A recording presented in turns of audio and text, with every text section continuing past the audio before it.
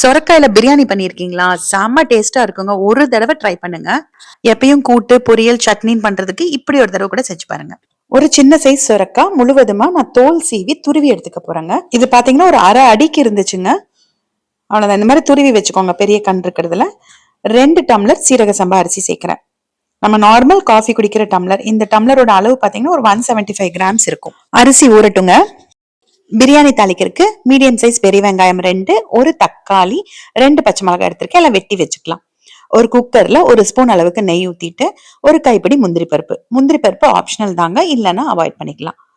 இதை வறுத்துட்டு நெய்ல வறுப்பட்டதுக்கு அப்புறமா எடுத்து வச்சுக்கலாம். கடைசியா சேர்க்கும் போது கிறிஸ்பியா இருக்கும். இப்ப இந்த நெய்யோடவே ஒரு 4-5 ஸ்பூன் எண்ணெய் ஊத்திக்கலாம். சமையல் எண்ணெய் சன்ஃபிளவர் ஆயில் எடுத்திருக்கேன்.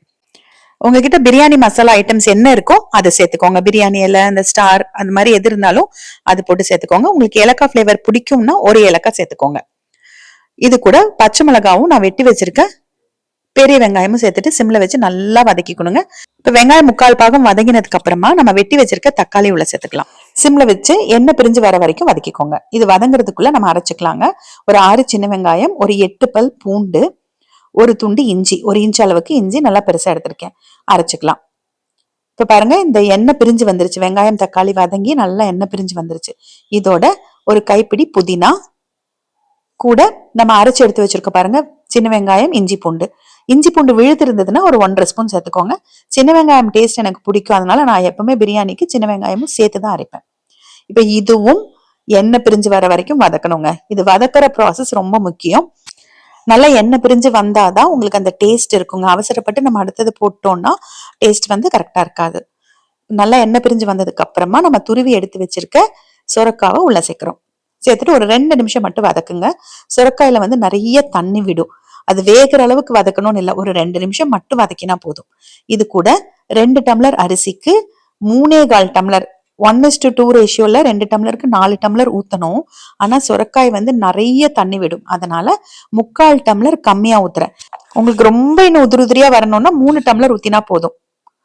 கூட ஒரு 1/2 ஸ்பூன் மிளகாய்த்தூள், 1 ஸ்பூன் கல்லுப்பு, 3/4 ஸ்பூன் பிரியாணி மசாலா. கடையில வாங்கின பிரியாணி மசாலா எந்த பிராண்ட் வேணும்னாலும் யூஸ் பண்ணிக்கலாம். நான் தாளிக்கும் போது பட்டை கிராம்பு சேர்க்கல, அரைக்கிறதுக்கு பட்டை கிராம்பு சேர்க்கல, அதனால பிரியாணி மசாலா சேர்த்திருக்கேன். பிரியாணி மசாலா இல்லைன்னா இஞ்சி பூண்டு அரைக்கும் போது பட்டை கிராம்பு சேர்த்து அரைச்சுக்கோங்க.